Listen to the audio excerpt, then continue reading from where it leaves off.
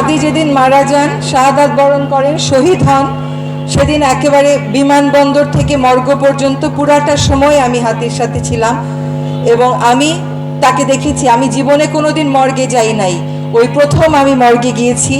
এবং একটা পরিবারের জন্য, একটা সমাজের জন্য, একটা দেশের জন্য এইরকম একটা মৃত্যু যে কত করুণ, কত কষ্টের এবং বিচারের দাবি যে কত শক্ত হতে পারে, হওয়া উচিত, সেটা আমি মর্মে মর্মে উপলব্ধি করি।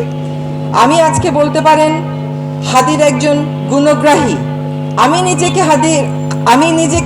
নিজে হাদিকে আমার ভাই মনে করতাম এবং এখনও তা মনে করি। এবং দেশের জন্য তার এই শহীদ হয়ে যাওয়াটা, তাকে তো আমাদের আরো অনেক দিন প্রয়োজন ছিল। কিন্তু যেই মানুষের মৃত্যুতে 12 থেকে 15 লক্ষ মানুষ জানাজা পড়ে, সেই মানুষের মৃত্যুর বিচার আসলে একটা জাতীয় কর্তব্য। আপনাদেরকে আমি আশ্বস্ত করছি, অন্তর্বর্তী সরকার হয়তো আপনাদের মতন এখানে বসে নেই, কিন্তু অন্তর্বর্তী সরকার আমাদের শহীদ হাদিকে যারা খুন করেছে, সে সমস্ত চিহ্নিত খুনি, এর পিছনে যারা ছিল, সকলকে চিহ্নিত করে বিচারের মুখোমুখি করার জন্য কাজ করে যাচ্ছে।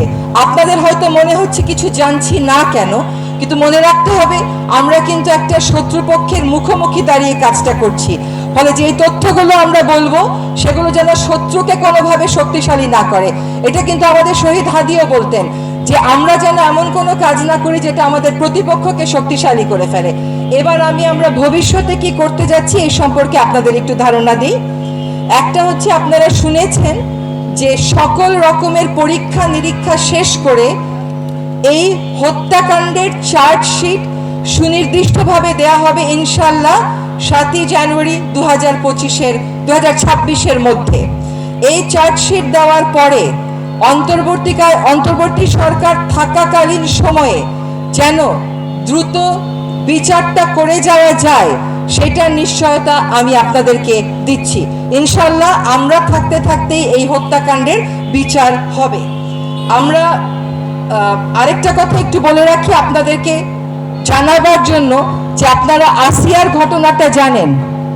সেই ঘটনায় কিন্তু 6 কার্যদিবসের মধ্যে বিচার কার্য সম্পন্ন করা গেছিল।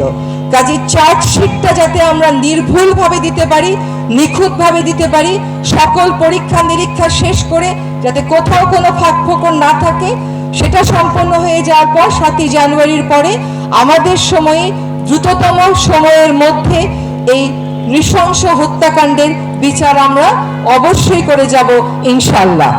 এবার আরেকটা কথা বলি, যে অনেক সময় অপরাধী যদি পালিয়েও থাকে, তারপরেও কিন্তু এটাকে আমরা ইংরেজিতে বলি ইন অ্যাবসেন্সিয়া বিচার।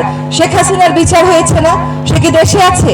তারপরেও আমাদের সর্বান্তকরণ চেষ্টা আছে হাদিকে যারা শহীদ করেছেন, আমাদের কাছ থেকে কেড়ে নিয়েছেন, তাদেরকে যেন, তারা যদি বাংলাদেশ থেকে চলে গিয়ে থাকেন, তাদেরকে যেন আমরা অবশ্যই দেশে ফিরিয়ে আনতে পারি।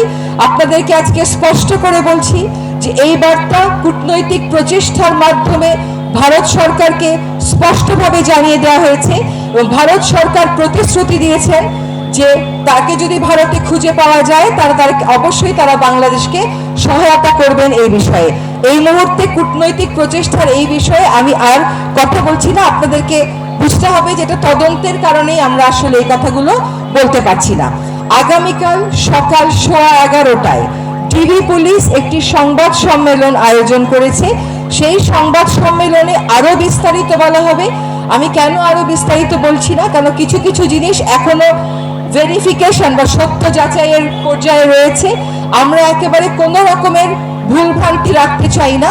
আগামীকাল সকাল 11:15টায় ডিবি পুলিশ যে সংবাদ সম্মেলন করবেন, সেই সংবাদ সম্মেলনে আপনারা আরো বিস্তারিত জানতে পারবেন। আমি আমার বক্তব্য এখানেই শেষ করছি।